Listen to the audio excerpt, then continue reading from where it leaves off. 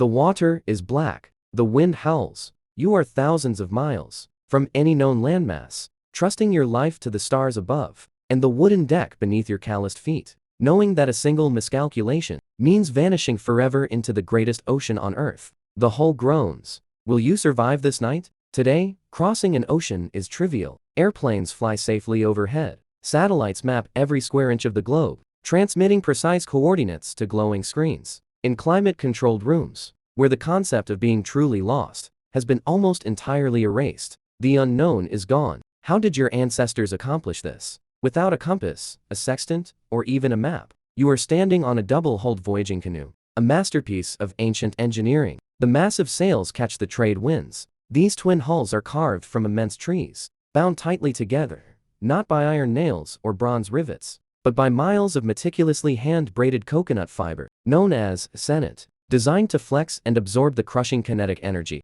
of the open ocean waves. The deck pitches. How can simple rope hold against the endless sea? Look at the evidence buried in the earth. Archaeologists digging at the Tiuma site in Vanuatu uncovered a sprawling cemetery dating back over 3,000 years. They found the remains of the Lapita people, the distant ancestors of all Polynesians, buried alongside distinctive, intricately stamped pottery that traces a relentless, deliberate migration across the Pacific. The trail is undeniable. Who are these people, driven to leave everything behind? You are not drifting aimlessly. You are a highly trained navigator. You carry a three-dimensional map of the cosmos, entirely inside your mind, memorizing the rising and setting points of over 200 individual stars, creating a mental compass that rotates as the night sky turns. The horizon stays locked. Can you read the water as well as the sky? The ocean itself is a map. You look over the side of the canoe. You are not just looking at waves. You are feeling the deep, rhythmic swells of the ocean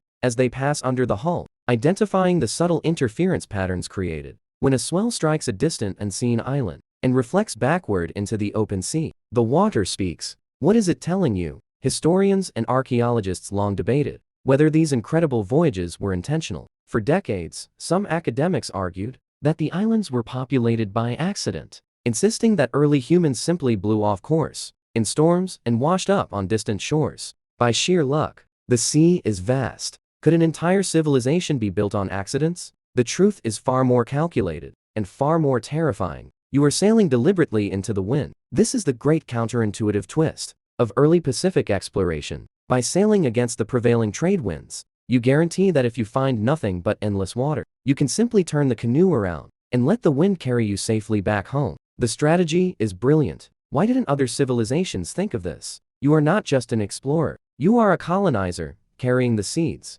of a new world. Stowed carefully below the deck are living plants, taro root, breadfruit saplings, sugarcane, and breeding pairs of pigs, chickens, and dogs, all packed tightly into a wooden vessel that serves as a floating ark, designed to terraform whatever bare volcanic rock you might discover. The cargo is heavy. What happens if the water ruins the roots? You look up at the clouds. You are searching for a specific type of faint green reflection on the underside of the cumulus clouds, a color cast upward by the shallow, bright turquoise waters of a coral reef lagoon, lying just over the curvature of the earth. The sky is a mirror. Do you see the land before it appears? Follow the flight of the manu o ku, the white tern. These birds fly out to sea to fish every morning. At dusk, they always fly straight back to land, meaning that if you align your canoe with their evening flight path, they will literally lead you to an island that you cannot yet see. The birds are your pilots. Will they fly true today? Centuries later, European explorers would be utterly baffled by your descendants' geographical knowledge. When the British explorer Captain James Cook arrived in Tahiti in 1769, he met a master navigator and high priest named Tapaya. Tapaya did not just know the local waters. He drew a map from memory for Cook that accurately detailed the locations of more than 130 islands, spread across over 2,000 miles of open ocean. The British were stunned. How could a mind hold such an immense expanse of geography? Tapaya's map proved that the ocean was not a barrier, it was a highway. Your ancestors did not see the Pacific as a vast, empty void that separated lands, but rather as a connecting web of currents, winds, and star paths that linked a massive maritime empire without a single written word. The sea connects all. Do you feel the connection beneath your feet? The knowledge of your ancestors was nearly lost to the ravages of colonization and disease. By the 20th century, the art of deep-sea wayfinding without instruments had almost completely vanished from the Pacific.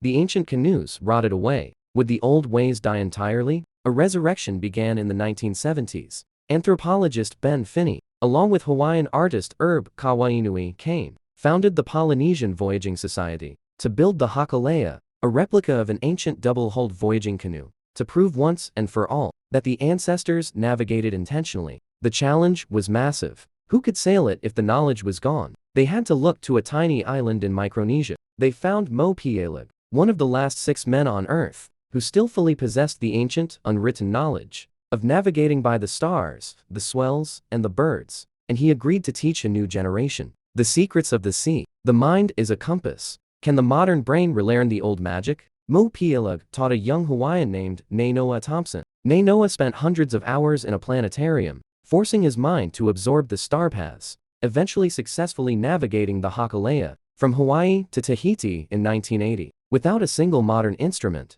proving the academic skeptics completely wrong. The ancient ways worked. How many other ancient technologies have we underestimated? Your ancestors reached the most isolated landmasses on the planet. They found the towering volcanic peaks of Hawaii. They sailed to the chilling, rugged coasts of Aotearoa, New Zealand, adapting their tropical lifestyles to a harsh, temperate climate, and hunting giant, flightless moa birds to extinction. The adaptation was brutal. What else did they find in the dark? They even reached Rapa Nui, Easter Island. There, they erected massive stone moai statues, stripping the island of its trees to roll the monolithic figures into place, creating a complex, isolated society that eventually faced immense ecological collapse. The ambition was terrifying. Does every civilization push itself to the brink? Some scholars vigorously debate whether your ancestors went even further. There is tantalizing evidence, such as the sudden appearance of the South American sweet potato in Polynesia, long before European contact,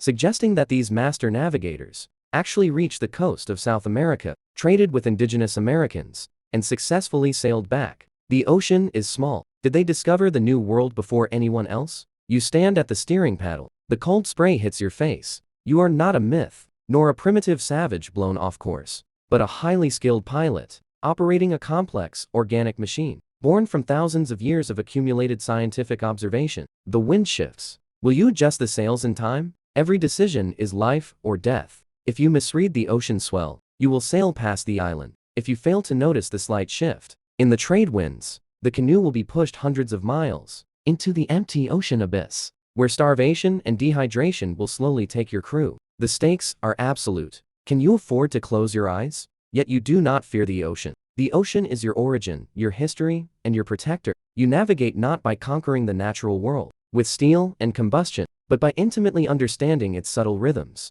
and aligning your entire existence with the forces of the wind, the water, and the stars. The harmony is survival. Are modern humans so different? Today, we look at the stars to dream of reaching new planets. We build metal ships fueled by fire to cross the dark void of space, relying on massive screens and digital computers to tell us where we are in a seemingly endless, terrifying unknown. The tools have changed. Has the human spirit remained exactly the same? You gaze up at the Southern Cross. The stars are fixed. They guide you toward a distant horizon, where a new island waits to be discovered, a testament to the fact that the greatest human superpower has never been the weapons we forge, but our relentless, unyielding courage to sail blindly into the dark. The journey continues. Where will you sail next?